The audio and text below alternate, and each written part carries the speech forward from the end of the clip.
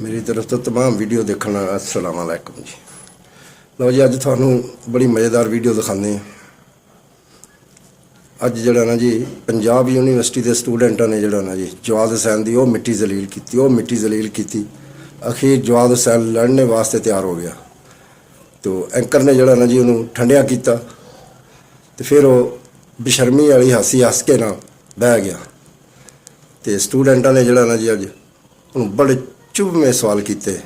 हुण तुसीं वीडियो देखो, देख के कमेंट्स जरूर करना तो लाइक और सबसक्राइब भी करना।